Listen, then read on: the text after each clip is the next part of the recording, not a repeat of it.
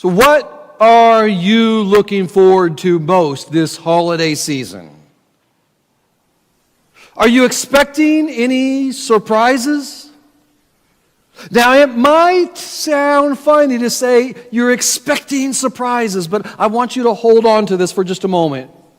Because a lot of us may struggle with this. A lot of us may struggle with the idea of a surprise. When we hear about surprise, we get a little nervous. Perhaps our anxiety goes up, up, up. Because surprises reveal the unknown. And sometimes the unknown might be a dragon. It might be one of our deepest fears on the other side that suddenly seems too real. Many people are motivated by fear or by avoiding fear because fear, while I think it is a poor motivator, I have to acknowledge it is a powerful motivator. And fear moves many people to make insincere decisions. I believe that a lot of the problems that we face in this world are because people are moved or motivated by fear. People often rule with fear or try to control others with fear. And those who often rule or use fear to control others or over others, they do so out of an overreaction of their own fear, or they want to instill fear in others. And a lot of times when those under the authority or power of someone are living in fear, it is a pandemic that spreads. And our fear often leads us to do things we normally would not do. And we find that we can often be easily manipulated because of our fear. Now, when my mom first began seeing my late stepdad, Ken, when they were first together, Ken came across as this macho tough guy. He was a stout and grizzled Army veteran. He didn't take slack from anybody, and he ran his own computer and cabling business. But he was also a little jumpy. And as a teenager, I was a little ornery. One day a friend dropped me off late afternoon or early evening from school, and as I was walking up the driveway, I could see Ken through the dining room window, sitting at the dining room table working on a computer, and the dining room window was open. And I quietly walked up to the window and said, "Hey!" Ken jumped up and turned around so fast like he was about to fight somebody. And I busted out laughing. And then another day, we were getting ready for a hunting trip, and we ran into the grocery store to get some supplies, and he went one direction, and I went another, and after I found what I needed, I went looking for him, and as I was walking down one of the aisles through this old pegboard shelf, pegboard wall that held the shelves on it, I could see through it, and I could see him on the other side, and he was going through some canned goods. And you know what's coming up. Hey! And he threw those cans up in the air and cussed so loud that I giggled as I walked around the corner of the aisle. And Ken never thought any of that was funny. But I think for many of us, that's how we feel about surprises, that they can be scary or a negative experience, like something bad is coming across on us. And often, because we're afraid of surprises, we're afraid to go and do some things because we're afraid of what surprise might happen. We're afraid to watch the news or go to the doctor or the dentist or to have that meeting with the boss. Or maybe even to visit that part of the family during the holidays. You know what I'm talking about. What surprise is awaiting for us? What's Uncle Val going to do or say this time? And I suspect that this is what Joseph was experiencing when he got the surprise of Mary's pregnancy. I wonder if Joseph was perhaps thinking, I'm engaged to this lovely young woman, Mary. She's supposed to be this young virgin, but now she's pregnant. And we're not married. We haven't moved in together. We haven't even been intimate. So I know it's not mine. What am I going to do? I mean, she's a sweet and kind girl, but what will the people say? I thought she would be a faithful bride. But I don't want to embarrass her. Maybe I'll just end the relationship quietly. What will Joseph do? If you were in his position, what would you do? Of course, we have the benefit of knowing the rest of the story. We know that what we'll learn in a couple of weeks is that Joseph hears from God through an angelic messenger. And we know that Joseph ends up enduring this season of consternation with hope because he believes in a God who is good, who is faithful, who is merciful and just and full of grace. Yet, he doesn't know that yet in this moment. He doesn't know what's going to happen. And his fear and anxiety surround the news of this surprise. Yet it reminds me of another Joseph, perhaps his namesake in ancient Israel's history. Joseph, the son of Jacob. He had a number of life-changing surprises. I mean, he was beat up by his brothers, and then they stole his favorite coat. Then they sold him off into slavery, and then he was accused of rape and then thrown into jail and practically forgotten. Yet he never gave up. He never quit trusting God. He persevered. And one day, God gave him an opportunity to show his faith. And God spoke through him like prevenient grace to prepare the land for a famine. So that when the famine happened, the kingdom was prepared and would have enough food to survive, to feed their whole kingdom, and even more than enough to help feed the other kingdoms around them. And that Joseph had tremendous hope and faith because he persevered through tremendous struggle. He knew that God was with him. Which is bringing us back to this Joseph, the Joseph our story, the first Joseph, the bridegroom of Mary, the future earthly father of Jesus, that he is in crisis. He doesn't see God at work. Not yet. He's not aware of God's prevenient grace working all around him. And he's surprised by this news. And his fear is in battle with his hope. And maybe your fear is in a battle with your hope.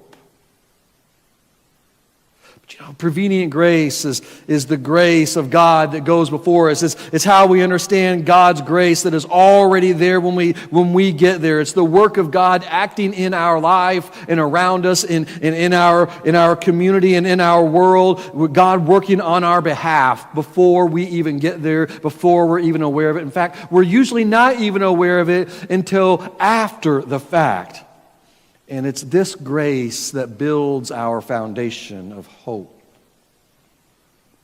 And hope is born out of our faith and perseverance. In fact, hope is a function of struggle.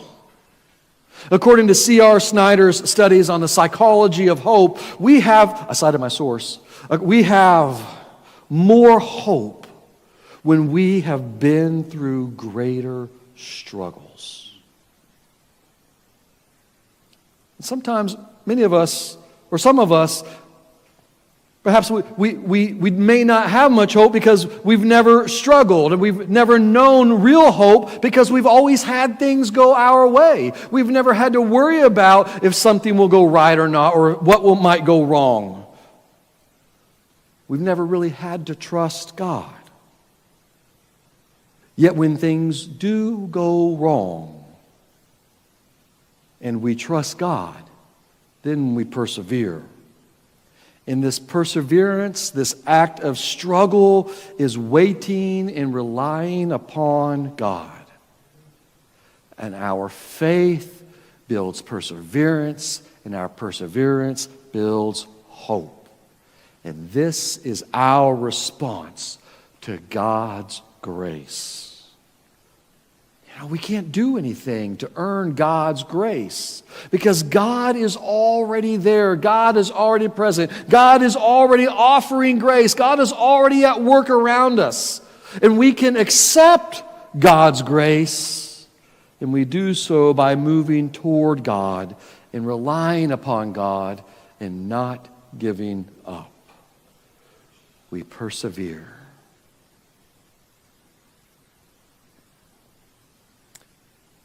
Just a few months before Joseph got the news about Mary's pregnancy, there was another man who gets a surprise from God.